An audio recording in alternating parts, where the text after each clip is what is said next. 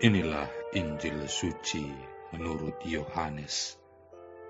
Sementara itu, sebelum hari raya Paskah mulai, Yesus telah tahu bahwa saatnya sudah tiba untuk beralih dari dunia ini kepada Bapa. Sama seperti Ia senantiasa mengasihi murid-muridnya, demikianlah sekarang Ia mengasihi mereka sampai kepada kesudahannya. Mereka sedang makan bersama, dan iblis telah membisikkan rencana dalam hati Yudas Iskariot, anak Simon, untuk mengkhianati dia. Yesus tahu bahwa Bapanya telah menyerahkan segala sesuatu kepadanya, dan bahwa Ia datang dari Allah dan kembali kepada Allah. Lalu bangunlah Yesus dan menanggalkan jubahnya. Ia mengambil sehelai kain linen dan mengikatkannya pada pinggangnya. Kemudian Ia menuangkan air ke dalam sebuah basi dan mulai membasuh kaki murid-muridnya, lalu menyekanya dengan kain yang terikat pada pinggangnya itu. Maka sampailah Ia kepada Simon Petrus. Kata Petrus kepadanya, "Tuhan, Engkau hendak membasuh kakiku?" Jawab Yesus kepadanya, "Apa yang kuperbuat, engkau tidak tahu sekarang, tetapi engkau akan mengertinya kelak."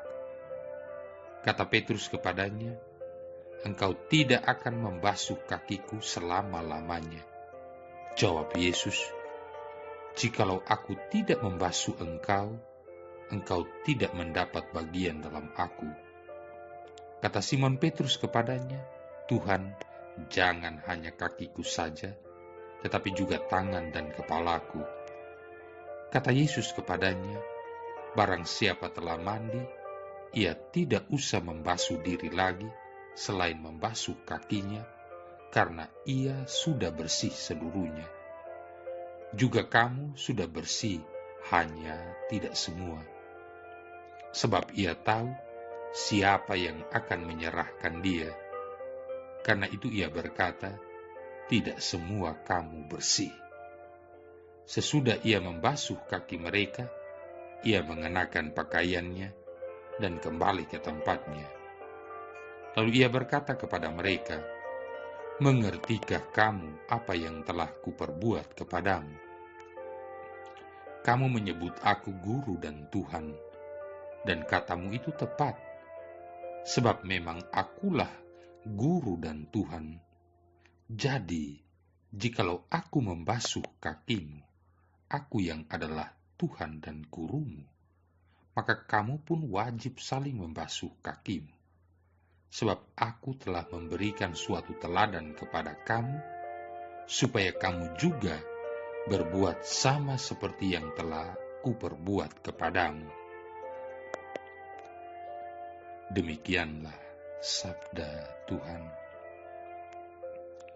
Saudara-saudari yang terkasih, untuk bisa memahami episode yang kita rayakan hari ini, yakni pembasuhan kaki para murid oleh Yesus, kita harus membaca Injil Lukas bab 22 ayat 24 guna memperoleh petunjuk. Dalam Injil Lukas bab 22 ayat 24 dikatakan, "Terjadilah juga pertengkaran di antara murid-murid Yesus. Siapakah yang dapat dianggap terbesar di antara mereka?" Apabila kita mengingat hal ini, maka kita dapat memahami apa yang terjadi dan apa yang menyebabkan peristiwa pembasuhan kaki para murid oleh Yesus ini sampai terjadi. Kita mengetahui bahwa jalan-jalan di Palestina pada masa itu tidak diratakan dengan baik seperti zaman sekarang, misalnya di aspal. Jalan-jalan itu juga dikotori dengan kotoran hewan, debu, kotoran lainnya, dan kotoran dari padang gurun. Itulah sebabnya mengapa di depan pintu setiap rumah disediakan tempayan khusus berisikan air, dan juga seorang pelayan yang akan membersihkan serta mengeringkan kaki seorang tamu. Karena tidak ada seorang pun yang khusus berfungsi sebagai pelayan atau hamba dalam kelompok atau rombongan Yesus, maka para muridnya secara bergiliran melakukan tugas ini. Namun seperti kita dapat lihat sendiri, ternyata mereka sudah sampai pada tingkat persaingan tidak sehat antara satu dengan yang lain, yang disebabkan oleh ambisi dan kesombongan pribadi masing-masing, sehingga tidak ada seorang pun yang melakukan tugas tersebut. Dengan demikian, mereka masuk ke dalam rumah itu, masing-masing dengan sombongnya, kemudian duduk dengan kaki yang belum dibasuh, dan tidak seorang pun melakukan tugas itu sampai Yesus sendiri melakukannya. Saudara-saudari yang terkasih, sebagaimana biasanya, apa yang dilakukan oleh Yesus dilakukannya dengan dua tujuan. Tujuan pertama tentunya adalah untuk mengajar para pengikutnya cara penghayatan iman seorang Kristiani. Yesus mengatakan bahwa di kalangan orang kafir, pribadi yang menggunakan otoritas adalah yang menjadi tuan atas orang-orang lain. Dia yang menuntut perlakuan istimewa, menanti untuk menjadi orang yang dinanti-nantikan oleh orang lain. Tidak demikian halnya dengan para murid Yesus. Siapa yang mau menjadi tuan harus menjadi hamba atau pelayan. Yesus bersabda, "Kamu menyebut aku guru dan Tuhan, dan katamu itu tepat, sebab memang akulah guru dan Tuhan. Jadi jikalau aku, Tuhan dan gurumu, membasuh kakimu, maka kamu pun wajib saling membasuh kakimu. Sebab aku telah memberikan suatu teladan kepada kamu, supaya kamu juga berbuat sama seperti yang telah kuperbuat kepadamu." Ini adalah indikasi tentang bagaimana komunitas Kristiani seharusnya diidentifikasikan. Sebuah komunitas yang akan melangkah maju untuk membasuh kaki-kaki yang ada di dunia. Singkatnya, sebuah komunitas yang saling melayani satu sama lain. Jadi, ketika kita, entah itu seorang rohaniwan, seorang religius, atau seorang awam, melakukan pembasuhan kaki orang lain, kita seharusnya melakukan pekerjaan itu dengan kerendahan hati, dengan kedinaan, seperti yang dilakukan oleh Yesus sekitar 2000-an tahun yang lalu. Kita seharusnya tidak memandang wajah orang yang kita basuh kakinya, karena memang Yesus juga tidak melakukannya. Apakah kaki itu kaki Petrus, kaki Yohanes, atau kaki Yudas Iskariot? Yesus sama sekali tidak ingin mengetahui perbedaannya. Yesus hanya ingin agar semua orang mengetahui bahwa kasih-Nya mengalir kepada mereka. Tidak peduli apakah orang itu seorang gembel yang tinggal di bawah kolong jembatan, atau seorang raja atau presiden yang menyandang gelar S3 serta gelar-gelar kehormatan lainnya. Yesus tidak ingin memandang apakah wajah orang yang dibasuh kakinya itu cantik atau buruk rupa, apakah wajah orang baik atau orang jahat dan lain sebagainya.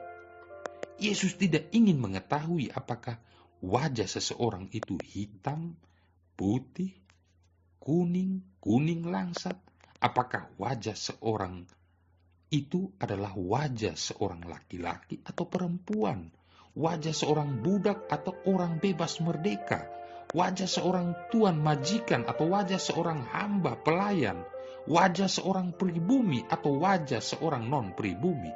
Yesus sungguh sangat tidak mengenal diskriminasi dalam hal ini.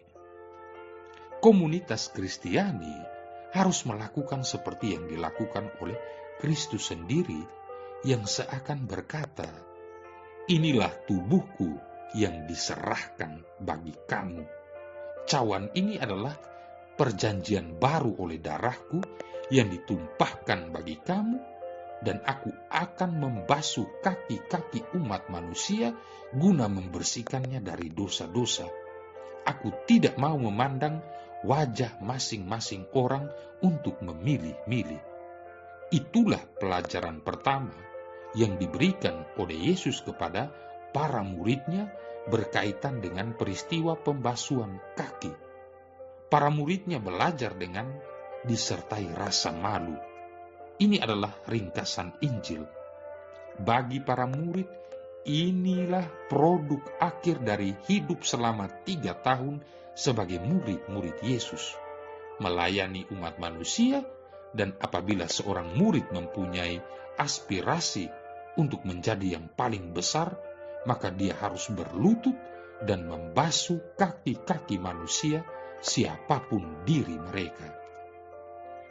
Saudara-saudari yang terkasih, pelajaran yang kedua menyangkut Ekaristi. Yesus seakan mengatakan, "Kamu ingin mengetahui apa yang kita lakukan pada malam perjamuan terakhir? Dengan aku mengambil roti dan cawan anggur, serta menseringkannya dengan kamu, dengan membasuh kaki-kakimu, sebenarnya aku ingin agar kamu semua memahami makna dari Ekaristi. Ekaristi akan selamanya menjadi lambang yang hidup bahwa aku berada di tengah-tengah kamu, mendorong kamu semua untuk melakukannya. Ketika aku mengambil roti dan berkata, 'Inilah tubuhku yang dipecah-pecah bagimu,' inilah cawan darahku yang dicurahkan bagimu, demikian pula lah yang harus dilakukan oleh komunitas Kristiani." Barangkali lambang yang paling agung dari pembasuhan kaki adalah ketika Yesus mengambil cawan itu, yang sangat mungkin telah dipegang dan diangkatnya untuk sekian waktu lamanya, sehingga mereka yang hadir akan mendapatkan atau merasakan dampaknya secara penuh. Pada dasarnya Yesus mengatakan, seperti setiap kali dirayakan Ekaristi, ketika cawan darahku dicurahkan bagimu, ibarat seperti para orang tua yang mencurahkan hidup mereka sepenuhnya untuk anak-anak mereka. Sebuah cawan dikosongkan, dan kita pun dikosongkan dari kekuatan dan kesehatan ketika menderita sakit dan parah hari tua kita. Sebuah cawan diisi, demikian pula halnya dengan kita ketika memasuki surga, atau pada waktu kita menyambut suatu hari yang baru dengan bahagia, dengan awal-awal yang baru. Sebuah cawan dipegang dan diangkat seperti kehidupan yang dipegang dan diseringkan setiap hari. Cawan pecah seperti juga kehidupan menjadi berantakan disebabkan oleh dosa, dan kelangsungannya dipatahkan oleh kematian. Namun kasih Allah memiliki kuasa untuk membuatnya utuh kembali. Bila mana kita menseringkan cawan dalam misa, hal ini berarti kita menseringkan hidup kita dengan semua orang, dengan kesusahan dan kegembiraan yang dikuatkan oleh Yesus yang tetap ada bersama kita. Pembasuhan kaki berarti begitu juga. Malam perjamuan terakhir adalah malam yang paling kudus di sepanjang tahun, saat dimana kita umat Kristiani diingatkan kembali pada sebuah peristiwa yang terjadi sekitar 2000-an tahun lalu di dalam sebuah ruangan yang berukuran relatif kecil di Yerusalem. Yesus yang ada di tengah-tengah kita sekarang juga mendesak kita. Ambillah tubuhmu dan berikanlah kepada orang-orang lain, dan pecah-pecahkanlah bagi orang-orang lain dalam kasih. Ambillah cawan darahmu dan curahkanlah darahmu itu, dan kosongkanlah cawan itu. Peganglah dan tolong restorasikanlah orang-orang lain, agar umat manusia yang retak-retak itu dapat menjadi utuh kembali. Bila mana engkau makan roti ini dan minum cawan ini, engkau sungguh melakukannya sebagai kenangan akan daku. Saudara-saudari yang terkasih, selagi kita merayakan perayaan Ekaristi pada hari Kamis Putih ini, marilah kita mencoba untuk menempatkan diri kita masing-masing kembali ke ruang atas di Yerusalem 2000-an tahun yang lalu. Marilah kita berpretensi bahwa kita berada di sana dan Yesus baru saja membasuh kaki-kaki kita dan kita sungguh merasa malu. Namun sekarang kita telah mendapat pesannya. Dan untuk selanjutnya, pada perayaan Ekaristi Kamis Putih ini, selagi kita maju ke depan untuk menerima roti yang telah dipecah-pecahkan dan ikut ambil bagian dari cawan yang sama, kita membuat janji baru kepada Yesus untuk menjadi komunitasnya dan kehadirannya yang hidup. Kita pun membuat resolusi bahwa orang-orang akan mengenal kita sebagai orang-orang Kristiani lewat kasih kita satu terhadap yang lain. Saudara-saudari yang terkasih, pada suatu waktu, seorang yang sangat kaya raya mengajak anaknya untuk melihat kondisi dari sebuah desa miskin yang jauh dari gemerlapnya hiruk-pikuk hidup perkotaan. Tujuannya untuk memberi pelajaran kepada anaknya tentang betapa sengsaranya manusia yang hidup dalam kemiskinan. Ia berharap kelak anaknya akan termotivasi untuk menjadi pribadi yang sukses karena takut akan betapa susahnya hidup dalam kemiskinan. Anaknya harus sukses dan kaya raya dengan harta berlimpah seperti dirinya. Sesampainya di desa tujuan, mereka tinggal beberapa hari di sebuah daerah pertanian yang amat sangat miskin. Beberapa hari berselang, sang bapak merasa pelajaran untuk anaknya sudah cukup dan mereka pun bergegas pulang. Dalam perjalanan pulang, si bapak bertanya kepada anaknya, "Bagaimana menurutmu perjalanan kita kali ini, nak?" Si anak menjawab, "Wah, sungguh luar biasa, ayah. Banyak pelajaran yang bisa kupetik. Kau lihat kan, bahkan kau sudah merasakannya, bagaimana kehidupan manusia dalam kemiskinan," kata ayahnya. "Oh iya, benar ayah," kata anaknya. "Jadi pelajaran dan hikmah apa yang telah kamu dapat dari perjalanan kita ini?" tanya si ayah. Kemudian si anak menjawab, "Aku melihat bahwa kita hanya punya satu anjing, tapi mereka punya 5. Di rumah, kita punya kolam renang yang luas sampai ke tengah taman kita. Tapi mereka memiliki telaga yang tidak terbatas. Kita membeli lampu-lampu taman kita yang sangat mewah dan mahal di luar negeri, tetapi mereka memiliki bintang-bintang yang terang pada malam hari.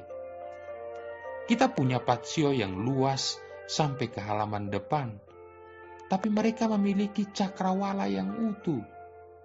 Kita mempunyai sebidang tanah untuk tempat tinggal, tapi mereka mempunyai ladang yang melampaui pandangan kita. Kita punya pelayan-pelayan untuk melayani kita, tapi mereka saling melayani satu sama lain. kita membeli semua persediaan makanan kita, tetapi mereka menumbuhkannya sendiri. Kita mempunyai tembok-tembok besar untuk melindungi kita dan kekayaan kita, tapi mereka memiliki sahabat-sahabat untuk saling melindungi. Mendengar hal ini, si bapak tidak sanggup berkata-kata. Kemudian si anak menambahkan, "Terima kasih ayah, karena telah membuat aku mengerti betapa miskinnya kehidupan kita." Saudara-saudari yang terkasih, karunia Tuhan di alam raya, yakni kebersamaan, persaudaraan, persahabatan, dan tolong-menolong adalah nilai-nilai dalam kehidupan manusia yang tidak pernah bisa diukur dengan uang semata. Betapa seringnya kita lupa untuk mensyukuri apa yang telah kita miliki. Kita hanya selalu memikirkan apa yang tidak dan belum kita miliki. Hal-hal yang kita anggap tidak berharga, ternyata merupakan dambaan bagi orang lain. Semua ini berdasarkan pada cara pandang kita masing-masing. Dan cara pandang itu berdasarkan kaya atau miskinnya jiwa kita. Maka bersyukurlah, saling mencintai dan tolong-menolong satu sama lain. Marilah berdoa. Allah Bapa Maha Pengasih, malam hari menjelang sengsaranya, Putramu telah mempercayakan perjamuan kudus kepada gerejanya sebagai lambang cinta kasih, sebagai korban perjanjian baru. Kami mohon, semoga dari misteri luhur ini, kami dapat menimba kekuatan untuk menaruh cinta kasih sampai sehabis-habisnya, serta mencapai kehidupan yang kekal. Demi Yesus Kristus Putramu, Tuhan dan pengantara kami, yang bersama dengan Dikau dalam persatuan dengan Roh Kudus, hidup dan berkuasa, satu Allah sepanjang segala masa.